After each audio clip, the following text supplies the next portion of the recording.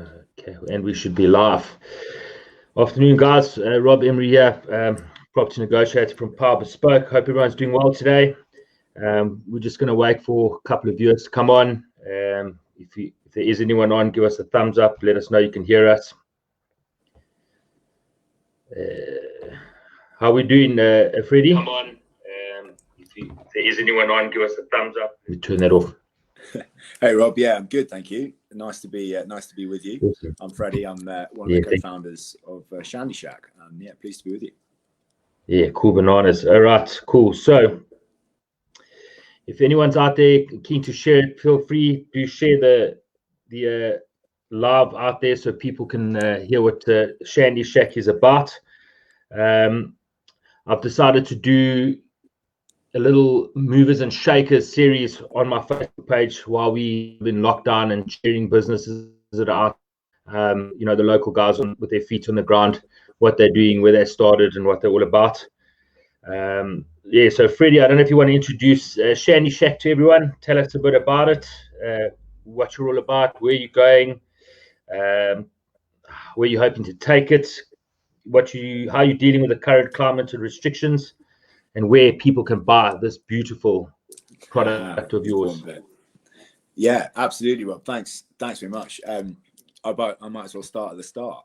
The company's called Shandy Shack. We produce 2 shandies, an IPA shandy and a elderflower lager top in cans and bottles. We've been going for sort of 2 years now. Yeah, just gone over the 2-year mark. And sort of for the viewers, I met Rob through Bournemouth Rugby Club. Myself and Tom Stevens played rugby there whilst we were working in Southampton. And actually, Bournemouth was pretty integral to the origins of the Shandy Shack. We always had to drive over from Southampton to come and play our rugby, and obviously, a big part of the game, sticking around, having a beer with the boys and all the supporters in the clubhouse afterwards. But you're on the road, so we were reaching for the shandy, and then that kind of paired with Tom's great love of craft beer. Just sort of sparked that little light bulb moment. We were like, well, this is interesting. There's Shandy Bass and Bavaria, and there's a few kind of shandies out there, but nobody's doing a shandy that can match the quality of the craft beer movement that the UK and the US have seen over the last few years. So that was what we thought could be our niche, and it blended really nicely into a kind of a brand message of moderation, a little bit of health, but really our kind of our moderation movement is the key tenet of the brand. So we went out to kind of test the theory. We built the Shandy Shack, which some of you may have seen. You can see our sort of origins on our Facebook and Instagram. We got busy, got dusty, and knocked out the shack and toured it around pretty much all of the south of the UK, really. We've been as far west as Perranporth, as far north as Coventry. We've done loads and loads of stuff around sort of Bournemouth, Christchurch, Southampton, where there's just heaps of events. There's brilliant population to kind of test your product theory on.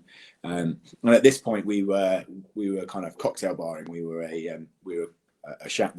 the Shandy Shack. We were buying beer, buying lemonade, blending the two together, finding out what people liked, what really worked. So we did that for the first summer before we kind of settled down to the concept, and then we went and got busy brewing.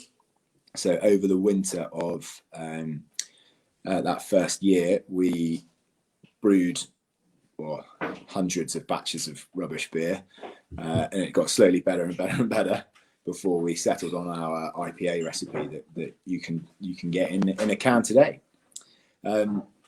So once we had that, we kind of then moved from being kind of events focused and shack focused over to being a sort of more traditional FMCG brand, which is what we would define ourselves as now. And we have turned our focus onto growth in that sector. The production of the second product, the lager top, was slightly smoother. We learned loads of lessons from the first one, streamlined it, and came up with the elderflower concept to give us a range.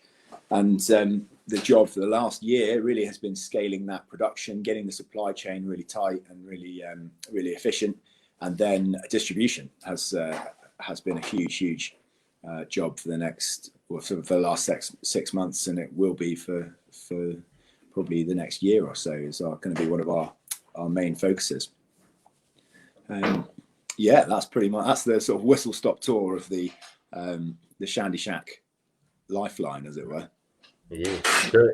So where do you see yourself taking Shandy Shack to? So we have aspirations that in the next 2 years will be a national brand. Again, kind of extolling those messages of moderation, lifestyle that fits with kind of what we identify as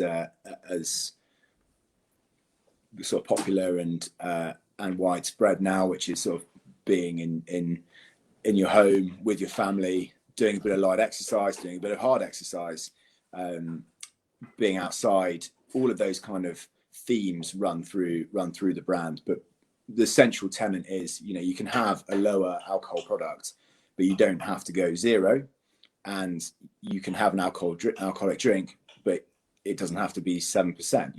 You enjoy the middle ground. It's where all the best things in life lie. And then we've got that we've got that nostalgia as well that I think people enjoy. Whether we intended that to be a sort of core tenet or not is up for debate, but people know what Shandy is. They often have fond memories, down the pub with mum, with dad, and it was often people's first alcoholic drink. So if we can kind of bring that out and celebrate that, then happy days. We're in a good place. Yeah, cool. All right. So I guess the big question, I suppose, for everyone is logistics will be a bit of a nightmare. How are you dealing with the current climate and all the restrictions and all that kind of stuff? Yeah, it's been a fascinating challenge, actually, because as I say, we were gearing up for another event schedule. So we were going to do another season of going to the likes of Christchurch and Mudderford and doing the seafood festivals, and the classic car rally at Highcliffe was on the list. We were really looking forward to loads of stuff, and had good revenue projections as a result of that. And it all obviously overnight pretty much just got completely tanked. So big struggle there at the start of this year. And we flipped the business on its head, essentially. And that was kind of the critical point that made us go, right, we need to just be a totally mainstream FMCG structure. We can't put anything like the weight that we had done on those events. So the website redesign was absolutely crucial. And we went after grocer, because obviously where people are buying these days, they're buying online and they're buying in big supermarket. You want to limit your time out and about, get it all from one place. So that's how the Sainsbury's thing came about. Is we were looking for these routes to market, and we had the web shop up and running, and that was going really, really well. And now so that was kind of,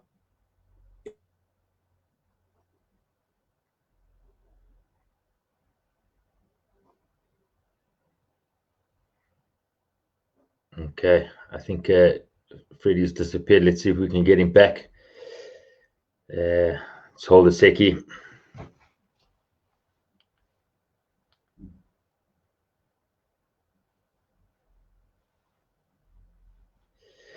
We'll just give him a couple of minutes to get back in. So if you've got any questions out there, guys, let us know, and we can have a chat from there. I'll just see if we can get back Freddie to wrap it up. So he was just saying that they've recently gone into Sainsbury's. So I suppose my next question was where you can get it from. And it's on his web shop and at some of the Sainsbury's stores. So we'll share some of the links with him or from him and his stores where you can go and get his product from. Let's just give him another second to see if we can get back on.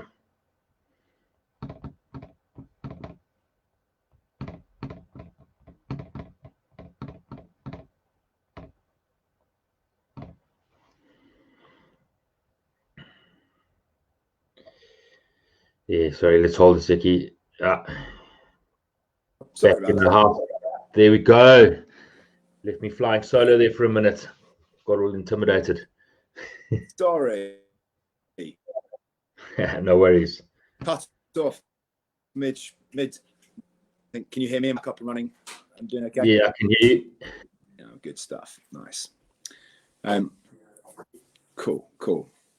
Yeah, we were talking about the pandemic, weren't we? And kind of business models and adjusting to hardship.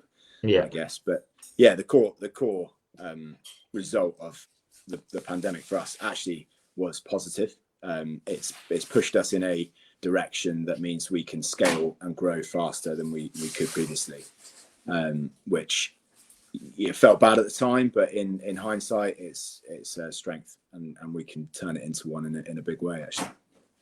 Okay, cool. I suppose so. That brings us to where we get this beautiful product. You've mentioned Sainsbury's, your online shop. I think if we can maybe in the comments of this live after we're done, just chuck in the link to your website or your Facebook page. Yeah, absolutely. Of course, will. Yeah, I'll put our Sainsbury's store locator and our web shop for the masses who hopefully will be flocking to it after our chat. Yes. But yeah, so our big outlets are our own website, Sainsbury's, which launched yesterday and is in 70 stores across the UK, with a high concentration in the southeast and spread down to the southwest, and then we go up as far as Huddersfield to the north. So yeah, big leap in our kind of distribution. So if you want a craft beer shandy, you should be able to get one from your local Sainsbury's store. And if you can't, don't worry, just head to our web shop and pop an order in through there, and we'll get them out to you. No dramas whatsoever. Nice one. So anything else you'd like to share? Maybe some fun facts about Shandy Shack and maybe something about yourself? Yeah, absolutely. Well, as I mentioned earlier, I thought people might find this quite entertaining. We built the shack ourselves, so it's had its ups and downs, mainly tire related and towing related. But we have, Rob, how many recovery trucks would you guess that the Shandy Shack has used over its 2-year lifespan so far? Sure. 25. The number's well north of 100. No way. Yeah. And I'll tell you why. Because we had a couple of breakdowns early doors, and we actually figured out that a recovery truck is the best way to move the shack around. So we bought one. And every time we go anywhere, we jump in the recovery truck and ship the shack off to wherever it is we're going. But as a result, that leads me on to my interesting fact about me, which is that I now moonlight as a recovery man for my friends and family in the Shandy Shack truck as and when. I think I've done about 4 call outs now, something like that. Are you giving them shandy or are they paying you? Yeah, well, they promised me that they'll go to Sainsbury's and be a secret shopper. Ah, beautiful. Okay, cool. I think that's it. Anything else you want to add, Freddie? I don't think so, Rob. Just a huge thank you to you for having me. It's been an absolute pleasure. Lovely to catch up with you. Awesome. And yeah, always nice to have a bit of a platform to talk about what you're passionate about. And yeah, I hope people have enjoyed it. And if anyone has any questions or wants to know anything or fancy stocking us or anything good like that, then drop us a message. Feel free to message me personally or send us an email to cheers@shandyshack.co.uk, and I'll put those links in the comments section, as you say. Awesome. All right, cool. Thanks a lot, guys. We'll catch up with you on the next Movers and Shakers. Have a good one. Cheers. Bye. Cheers, Rob.